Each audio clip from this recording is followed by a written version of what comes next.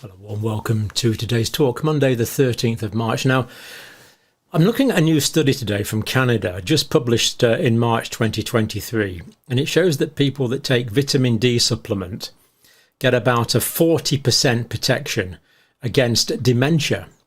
Now, a few weeks ago, we looked at people taking vitamin D supplement get about a 15 to 18% protection against people that have pre-diabetes developing diabetes, and that applies to about over 90 million people in the United States, so a huge difference. And here we're seeing that there's a 40% protective effect in this study against developing dementia, particularly Alzheimer's disease. And people that are likely to get diabetes are likely to get dementia, so it just seems to make perfect sense to give these people extra vitamin D. Now, here's this study here. So the blue line is people that had vitamin D, and the green line is people that didn't have vitamin D. And these are people that survived without getting dementia. So we see a clear difference. And the study was done over 10 years.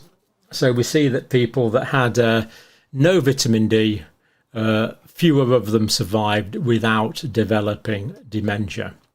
So it's an absolutely huge effect from what is essentially an interventional study. So let's look at it now. Vitamin D supplementation, and we'll look at some of these other things in a minute.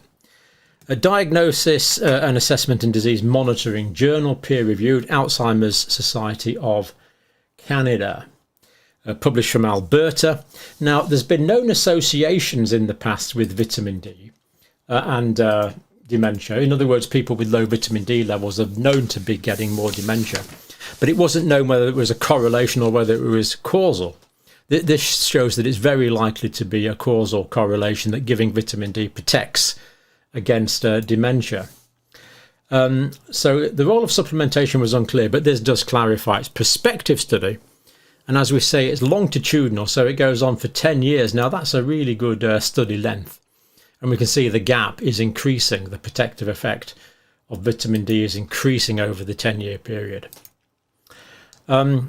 Now, there was 12,388 patients dementia-free at the start of the study, so pretty good number, 12,388 from the National Alzheimer's Coordinating Centre, sorted out that in Canada. So people that took vitamin D were called D positive, and people that didn't take vitamin D were called D negative, and they wanted to see what the difference was over this longitudinal period. And as we noticed, as time went on, the benefit just seemed to carry on increasing. So we've got a benefit there after what? That's after about a year. So taking vitamin D for about a year, and then the gap just goes on increasing, with fewer and fewer people surviving here without dementia as time goes on. The p-value there is very significant. P equals 0.0001. So very unlikely to have arisen by chance. And the average age in entering the study was 71 years. So again, people that are at a risk of diabetes as well as dementia could benefit from this. Mild cognitive impairment and depression were both more common in the D negative group compared to the D positive group. In other words, people taking vitamin D had less mild cognitive impairment and less depression, consistent with data that we looked at from Ireland a few months ago, or last year, whenever it was. The Irish government advising supplementation to improve mood over winter, as depression is so common, especially in winter time, but it's common anyway. Now, they did adjust in this study for age, sex, education, race, cognitive diagnosis, depression, and this is allopoprotein. Now, this is a gene, and people that have this gene, it's known, are more likely to get dementia. So people have one copy of this gene. If they're heterozygous, that's about 25% of us. People have two copies of this gene, that's about 3% of us, are more prone to dementia. Of course, people with two copies of the gene are more prone to dementia, much more prone to dementia. But they took that into account. If you want to know if you have that gene or not, you can get a genetic test for that. You can see your doctor and get a genetic test for it if you'll do it. If you live in the UK, I don't think you've got any chance of getting it on the NHS, but you can always ask if you wanted to know, if you're worried about family history. And they looked at other covariates. These are the covariates that we're talking about. Now, the results across all formulations. Now, some people were given vitamin D3. Some people were given D2. And some people were taking D3 plus calcium. It's not a combination I like particularly, but a lot of doctors still give it. Probably better to give K2, but that's what's often done. So that's what they looked at. Were people getting D2, D3, or D3 and calcium? Now, vitamin D exposure was associated with significantly longer dementia-free periods of time. So there's no question that the vitamin D here was working really quite dramatically well to prevent the development of dementia. Longer survival, dementia-free time. Lower dementia incident rate than no exposure. So the vitamin D was clearly protecting. Now, hazard ratio was 0.6.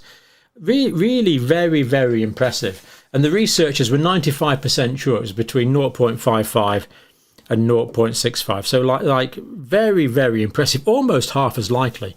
It's a 40% reduction. Dementia exposure was associated with a 40% lower dementia incidence versus no exposure. So vitamin D, 40% less cases of dementia. The authorities need to act on this. They really do, because this is a massive benefit that we are seeing, and indeed we have been predicting for some time on this channel. It has to be said, for this and other conditions. I mean, the reason for it is we just don't make it in northern latitudes in winter. Nearly all the vitamin D is made from the skin, and we don't get exposed to the sun over winter. It's pretty obvious, really. And even in summer, we're often working in call centres or working in hospitals or lecturing inside classrooms or sitting inside classrooms where we don't get exposed to the sun anything like as much as we would like. So we simply don't make the vitamin D from the sunshine. Now, as I've said, this study went on for 10 years, so it was a longitudinal study. And what they actually found is they presented the results in different ways, but over 10 years of follow-up, 12,388 people in the study, what they found is that starting at the age of, as we said, the average age of 71, so following up to the average age of 81 years, they found that of the 12,388, 2,696 participants developed dementia. Amongst those that developed dementia, 2017, that's 74%, had no exposure to vitamin D. So they were the D negative group. They didn't have any vitamin D. Of the patients that did have vitamin D, 679, that's 25%, developed dementia. So we see that the vast majority of the people, 78% of the people that developed dementia, did not have vitamin D. 25% of the people that developed dementia did have vitamin D. Just another way to look at the results, but still pretty impressive protective effect. Or just one other way to look at it, exposure to vitamin D was associated with significantly high dementia-free period. 5-year survival with no dementia for vitamin D negative people not taking vitamin D. Only 68.4 survived unscathed without dementia, whereas for people taking vitamin D, 83.6 survived for 5 years unscathed by dementia. It's a big difference. Now, the effect of vitamin D did vary. So vitamin D effect was significantly greater in females versus males. So for some reason, vitamin D was more protective in women. Hard to say why. Is it that women have less exposure outside than men, perhaps? Men have more vitamin D from the sun. Don't know. The study doesn't tell us, but interesting. But quite why that was, we don't know, but interesting. Vitamin D effects were significantly greater in people with normal cognition at the start versus people with mild cognitive impairment at the start. So people that were normal at the age of 71, when the average age of this study started, got even more benefit. So people without cognitive impairment getting more protection from vitamin D. Again, not clear why, but that's what the study shows.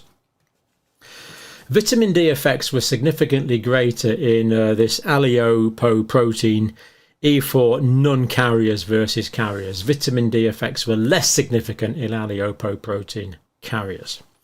In other words, if people carry this gene, which predisposes them to dementia, the vitamin D gives them less benefit. If people do not carry this gene, which predisposes to dementia, then people get more benefit. But only 3% of the population have got 2 copies of that gene. 25% have got 1 copy, but the people with 25%, the 25% of the population with 1 copy of the gene, of course, have much less risk than those with 2 copies of the gene. Now, why vitamin D is not as effective in people that carry this gene is not clear. It could be they need higher doses of vitamin D because the gene is affecting vitamin D metabolism in some way, or it could be that the effects of the gene simply override any benefits from the vitamin D. But still, for the vast majority, for 97% of us who don't have 2 copies of this gene, the protective effects of vitamin D are high. The people with this gene got some protection, just not as much. So it's still a benefit. So to quote the authors, vitamin D has potential for dementia prevention, especially in high-risk strata. And the vitamin D deficiency worldwide, the prevalence is up to 1 billion people. So if you think about it, 40% of that is 400 million people. 400 million cases of dementia could be potentially protected. We need to be measuring people's vitamin D levels and titrating them up. Now, my doctor won't measure my vitamin D levels, unfortunately. So what I'm doing, personally, I'm taking 4,000 international units of vitamin D a day, of D3 a day. That's what I take, 4,000 international units of D3. Now that equals 100. It's the same as saying 100 micrograms of D3 a day is what I'm taking. And I also take 100 micrograms of vitamin K2 with that. So that's what I'm taking a day, 100 of D3 and 100 of K2, because we want the calcium to go into the right places. This will put the calcium into the bones instead of into the tissues. But 100 micrograms of vitamin D3 is the same as 4,000 international units. It's a pity we measure it in 2 ways, but we do. That's what I'm taking over winter in the north of England. Can't tell you what to do, I'm not your doctor, but that's what I'm taking personally. Now, it's always nice to know there's a mechanism of action as well. So, for example, Austin Bradford Hill and Richard Doll discovered that smoking caused lung cancer from epidemiological studies. It was only after that, when people in the laboratory looked, and they found out the way that the tar and other chemicals in the cigarettes were having a carcinogenic effect on the chromosomes in the lung lining. So that just reinforces the effect. But there are clear mechanisms of action here. Vitamin D is known to participate in the clearance of this amyloid protein.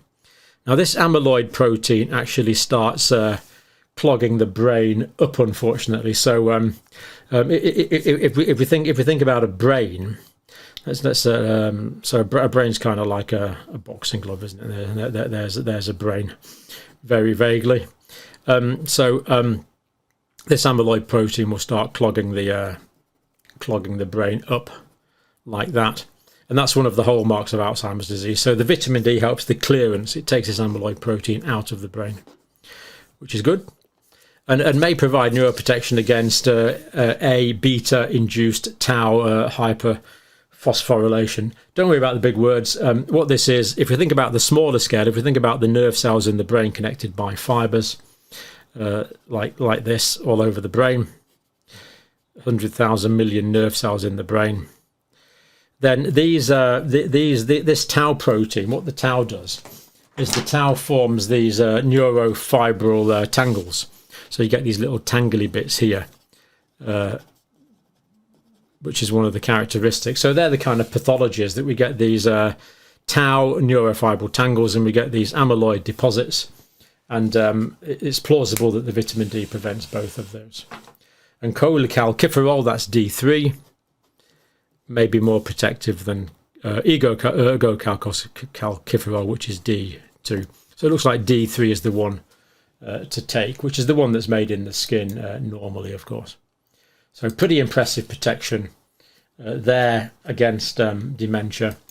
This really does need to be done. This is cheap, it's natural, it doesn't cost anything, We're not paying thousands of dollars per year to a pharmaceutical company.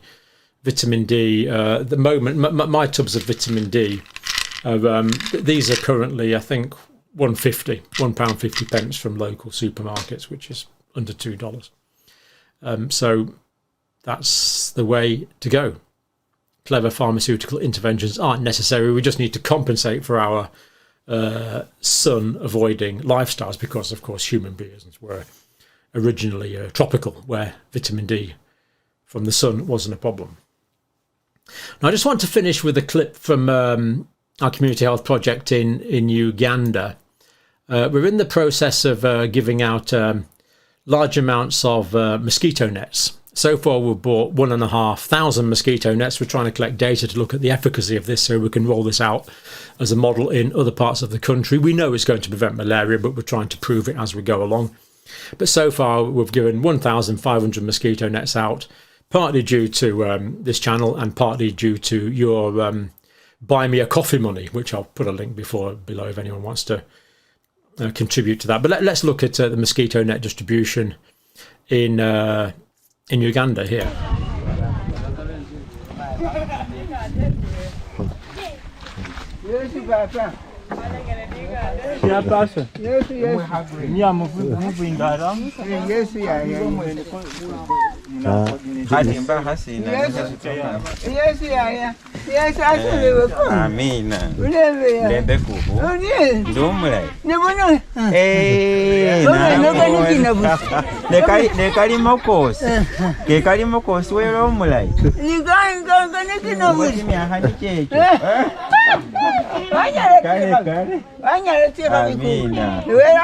Amina.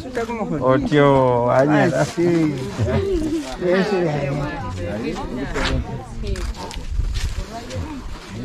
Nah, ya só comida. Okay. Vai.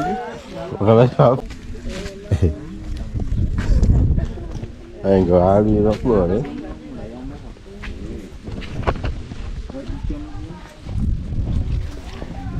Bana mfuna kale mana wanyala hosi. Amen. So there we are. That was mosquito net distribution. I don't know what that lady was saying about her teeth, but she was certainly pleased to have been being bitten by mosquitoes for the last 60 or 65 years or whatever it was. I'm sure she's very pleased not to. So apart from, as well as other things, we're giving out one of these 1,500 mosquito nets. We'll try and collect the data and see how many cases of malaria and other insect diseases that prevents. So this is what healthcare is all about, of course. It's helping individuals. And I'll put the link if you want to see more from that work in Uganda on the description. But for now, thank you for watching, and try and encourage all our health authorities to test everyone's vitamin D level, to titrate it up to the right amount, preventing pre-diabetics becoming diabetic, preventing non-demented people becoming dementing. This is a complete no-brainer that we should be doing now, but unfortunately we are not. Let's hope it's not because we can't make any money out of vitamin D. Let's hope that's not the reason. So that's what we need to start doing. Thank you for watching.